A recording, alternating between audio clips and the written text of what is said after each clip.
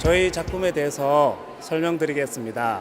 저희는 인류의 번영과 생존을 위협하는 가장 위험한 것이 환경 파괴와 식량 부족이라고 생각합니다.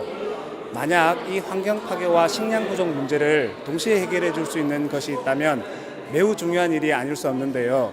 저희의 연구 주제가 바로 이것입니다. 저희는 흰점박이 꽃무지를 이용한 음식물 쓰레기 및 폐비닐 분해에 관한 연구를 진행하였습니다.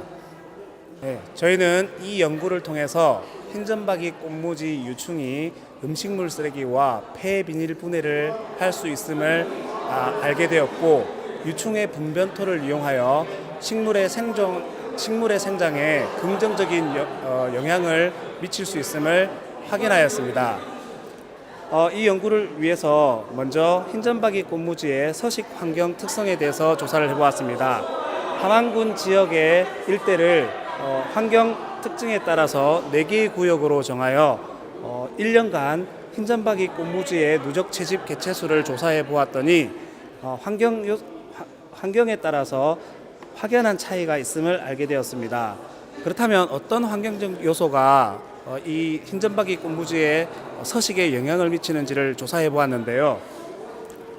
첫 번째 요인으로서 먹이 선호도에 관한 실험을 해보았더니 썩은 낙엽을 가장 많이 선호한다는 것을 알게 되었습니다. 하지만 저희가 주목한 점은 배추와 귤 껍질 등 음식물 쓰레기도 섭취를 할 수 있다는 점에 주목하였습니다. 그리고 흙의 깊이 선호도에 대해 실험을 해보았는데요. 흙의 깊이는 약 10에서 15cm 사이에서 가장 많은 점유율을 보였지만 다른 깊이에서도 다양하게 많이 발견됨에 따라서 흙의 깊이는 큰 의미를 가지지 않음을 알게 되었습니다.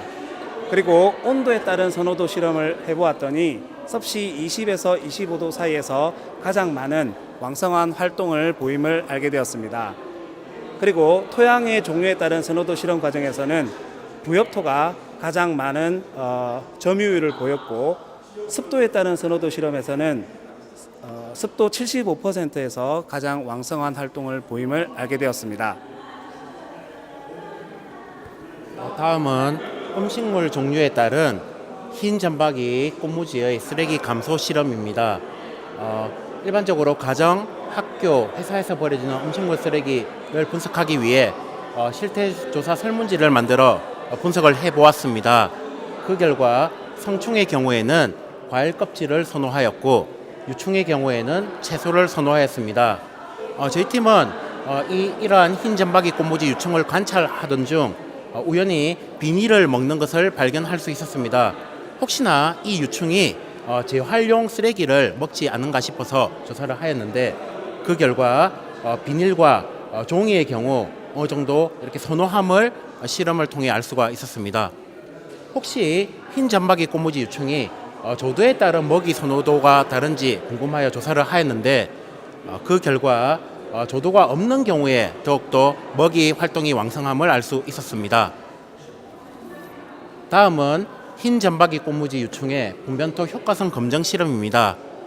일반적으로 효과성 검증이 뛰어나다라는 줄지렁이 분변토, 동해등이 유충, 장수풍뎅이 유충 분변토를 가지고 조사를 하였습니다.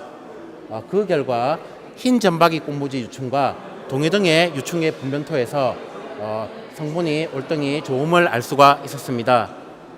이러한 흰점박이 꽃무지 유충의 무게 변화와 분변의 관찰을 위해 조사를 하였는데, 그 결과 먹이를 선호하는 그런 먹이의 경우 분변의 색깔은 좀 어두웠고 양이 많았으며 포도송이처럼 넓게 퍼져 있음을 알 수가 있었습니다. 분변토에 따른 물의 흡수량 조사를 위해 조사를 하였는데, 그 결과 분변토 40에서 60%일 때 물의 흡수량이 좋았으며 물속에서 오래 견딤을 알 수가 있었습니다. 마지막으로 저희 팀은 분변토의 투입에 따른 식물의 성장과의 관계 실험을 하였는데, 그 결과 분변토를 투입할수록 식물의 잔뿌리, 줄기, 열매, 잎의 개수와 크기의 변화량에 있어서 훨씬 더 크기가 크고 생장이 왕성함을 알 수가 있었고요.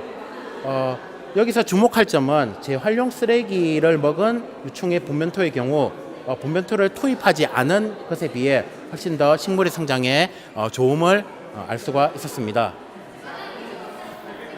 네, 저희는 이 연구를 통해서 흰점박이 꽃무지가 폐 비닐 분해와 음식물 쓰레기 분해에 영향을 주고 분해를 할 수 있다는 것을 알게 되었습니다.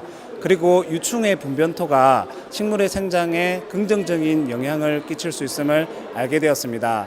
저희는 이 프로젝트를 진행을 해본 후에 첨단 과학 기술을 위한 연구도 물론 중요하지만 이처럼 자연 환경에 관심을 가지고 자연 환경에 가까이 있는 동물과 식물들과 함께 화합과 조화를 이루면서 공존을 하는 것이 무엇보다도 중요함을 알게 되었습니다.